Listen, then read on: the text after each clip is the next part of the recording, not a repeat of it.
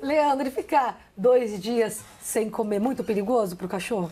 Já é um período já mais preocupante, né? Mas isso é muito comportamental mesmo. E ocorre muito a humanização de cães e gatos hoje, né? Vivem como Bebês? como bebês e acabam ocorrendo alguns excessos nesse lado. Então, eles sofrem mais do que a gente, porque a gente cria uma dependência muito grande deles para nós, até por uma carência afetiva nossa, né? Eles nos amam incondicionalmente. E a gente, no fundo, a gente acha isso muito bom, né? Porque a gente se sente amado de uma forma tão especial que acaba sendo até ruim para eles.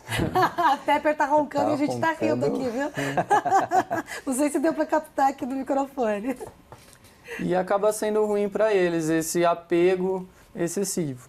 Então, controlar os horários de alimentação, deixar o alimento um tempo restrito, 10 a 15 minutos, e retirar, para que o animal aprenda que esse é o horário que ele tem que comer. Vamos à pergunta da Érica. A Érica tem um whippet que corre e caminha com ela. De vez em quando, ela oferece batata doce para ele como petisco. Ela faz para ela conta, e o cachorro também ama e fica pedindo. Posso dar batata doce para o cachorro? E como saber a quantidade ideal, Leandro? É difícil afirmar a quantidade ideal, porque a gente está falando como um petisco. Então, tem umas contas para falar, considerando isso como 10% das calorias da dieta dele, mas a batata doce é permitida, numa quantidade pequena, desde que não atrapalhe ele a comer a ração como sendo a maior parte da alimentação. Tá, então não faz mal a batata doce, uma Não. quantidade adequada, né? Pergunta da Natasha, ela é de Belo Horizonte e ela tem a Meg, que é uma Yorkshire. Vamos ver na tela a Meg, que a gente tem foto. Diz que a Meg é doida por tomate. Cachorro pode comer tomate? Ela pode dar? Pode, tem alguns pacientes que comem, não tem problema, até cachorro minha mesmo que já comeu e não tem problema de comer o tomate, não. Também não pode ser muito, é isso? Tem que ser uma quantidade controlada, sim. Para um caso de uma cachorrinha que a gente viu ali que é pequenininha, então é bom ficar atento também, não dar um tomate todo, né? Não, daí já vai ser muita coisa para ela desse tamanho, né? Vamos ver aqui a pergunta da Daniele. Ela é dona dos gatos Frida e Ludovico. Vamos ver na tela, a gente também tem foto dos gatos. Olha só, a Frida e o Ludovico. É possível fazer comida natural para gatos? No caso, é a dieta caseira, Sim. que a gente falava aqui há pouco. As receitas que eu encontrei têm muitas complicações. Vários tipos de carne, adição de suplementos. Quero saber se é possível fazer uma receita balanceada e simples para felinos. E se pode congelar. Congelar é até permitido por alguns dias, não se tem estudos para falar o quanto realmente isso é seguro. Mas o gato, ele já tem um comportamento mais difícil, assim, de comer a comida caseira, principalmente quando ele está mais acostumado a comer a ração. Não é simples, né? Ela quer uma receita um pouco mais prática, mas não é simples, requer vários cuidados, vários suplementos. Então é importante que um profissional esteja acompanhando, se for a decisão dela, usar esse tipo de dieta. Ricardo, você que cria, né, os cachorrinhos dessa raça Cavalier e também cria gatos, contou aqui pra gente nos bastidores. O cachorrinho ou o gato, quando eles vão ser padreadores, né, eles vão cruzar para gerar novos filhotes, muda a alimentação? É preciso estar mais atento? Quem tem uma cachorrinha gestante em casa é preciso ficar atento a isso? Sim, muito atento, na verdade, né? A gente tem que preparar o animal, né, principalmente a fêmea, né, a estar entrando nessa nova fase, né, que é a gestação ali. Então, normalmente a gente tem rações específicas, né? A Royal Canin, por exemplo, tem um tipo de ração específica para você dar, né, para quando a fêmea vai tá gestante, né? E depois também que tem os filhotinhos, a gente também muda novamente a ração. E dependendo da época, a gente muda também um pouquinho.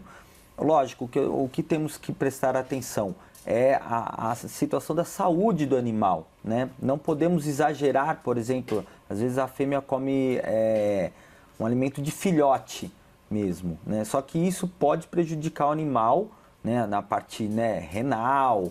Então temos que estar sempre tomando cuidado com isso. O ideal é você fazer os exames do animal constantemente para saber se ele está em boas condições para estar cruzando e tendo, né, uma ninhada saudável. Já que você tocou nesse assunto, cruzamento de animais de estimação é coisa séria, né, Ricardo? Quando uma pessoa, por exemplo, que está nos assistindo agora, que adquirir um bichinho, deve ficar atenta ao quê? São várias coisas, né? Primeiro, procurar mesmo um criador sério e de boa qualidade. Como, né, descobrir isso? Como que eu vou verificar esse criador? Primeiro, desconfiar de preço muito barato, né? Olha, na grande maioria sim, né? Mas isso não é uma regra 100%. Né? O importante é o quê? Você vê como o criador te trata. Né? Se ele deixa tudo às claras, olha, o macho é esse, a fêmea é esse, tem os exames certinho, por exemplo, de cachorro de displasia, né? Tá tudo ok. Então, eu tenho um exame de sangue também, tá tudo ok. Né? Vá conhecer os pais, né? Vá conhecer o canil ou o gatil, né? Ver se a higiene do local é adequada, ver se onde o animal vive é um local adequado. Porque às vezes você pega criadores que deixam o animal confinado na sujeira, né? E eu acho que a gente não deve incentivar também esse criador. Né? O criador tem que ser uma pessoa que cuide bem dos animais dele, né? Então, acho que isso tudo é muito importante. É a pessoa realmente ir atrás, realmente verificar se aquele criador é um criador sério, é um criador de qualidade. Então, essas dicas são fundamentais para quem quer adquirir um animalzinho. Pergunta da Juliette. Ela tem 2 cachorros, um poodle e um pincher.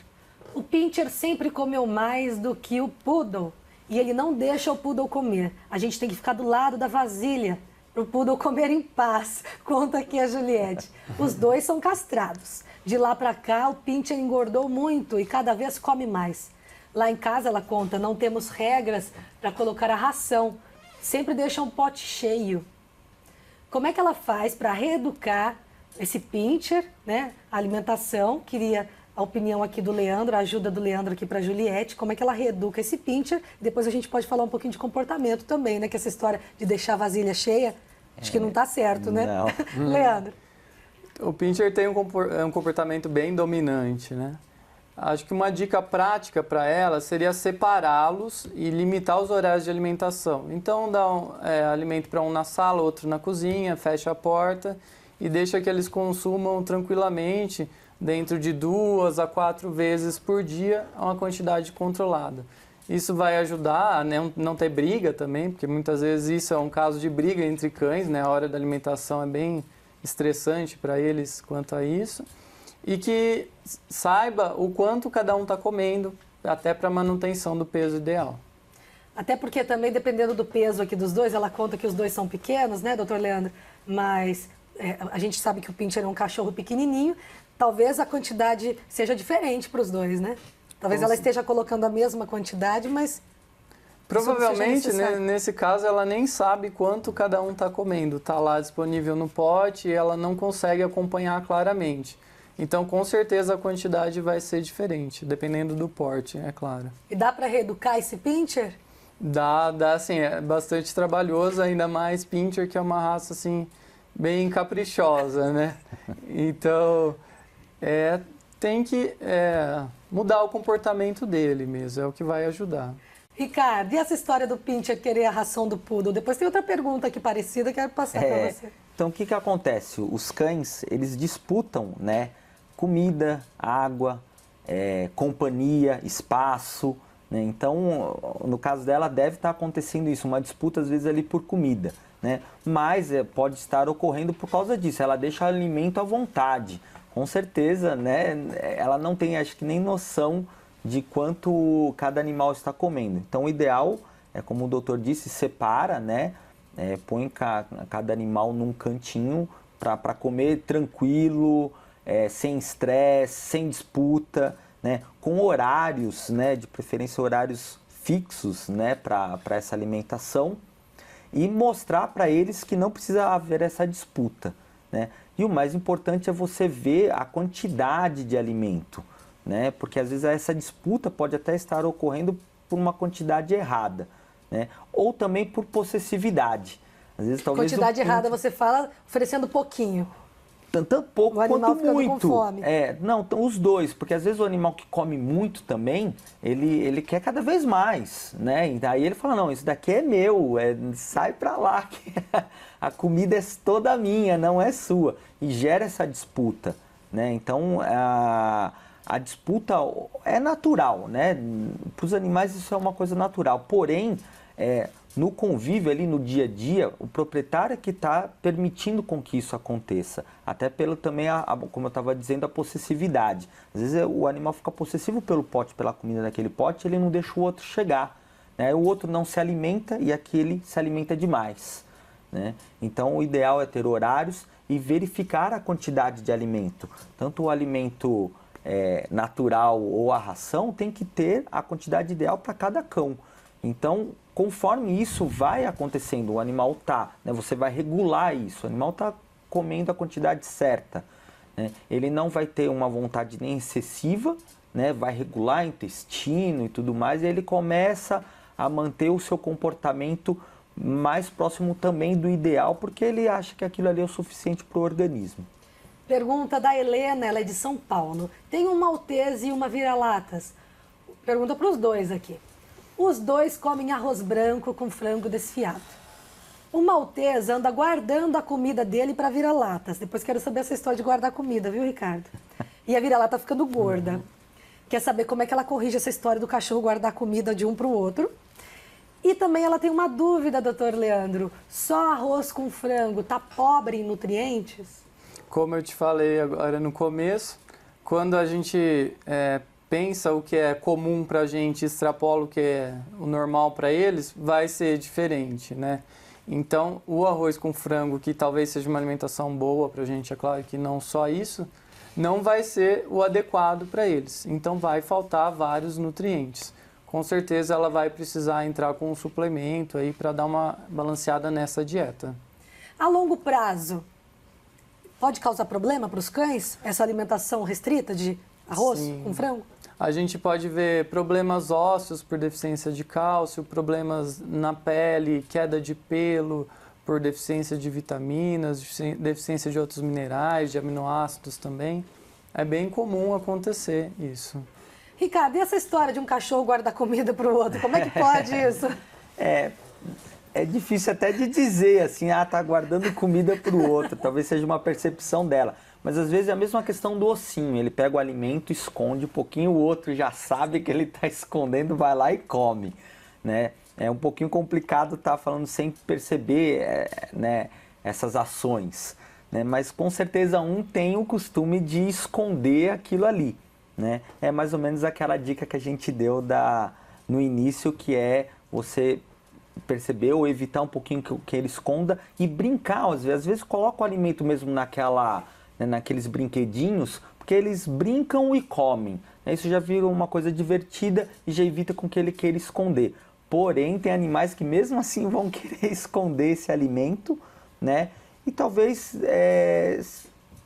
a gente pode permitir um pouquinho isso, né? Essa história de guardar, de repente eu não sei se a proprietária está oferecendo uma quantidade maior e o cachorro se satisfez e deixou o resto e ela talvez interprete. Sim, como... pode ser também, né? Ele já se satisfez ali, comeu e falou assim, mas eu vou guardar isso daqui para mais tarde, né? Agora eu tô cheio, mas daqui 2 horinhas, 3 horinhas já fez um pouco a digestão, eu como o restante.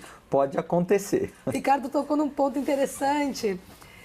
O cachorro, eu acho que o gato, eu não sei, me corrija se eu estiver errado, doutor Leandro, o gato, ele não me parece tão guloso quanto o cachorro. O cachorro, ele sabe a hora de parar de comer? Tem alguns que não sabem. Pelos mecanismos da nutrição, a teoria funciona assim.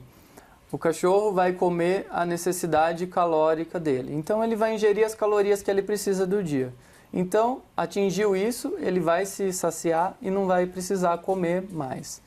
Mas, pela palatabilidade dos alimentos, que às vezes é muito grande, às vezes ele vai acabar comendo uma quantidade excessiva. E também entra o lado comportamental, a falta de exercício, e isso vai acabar induzindo a obesidade, né?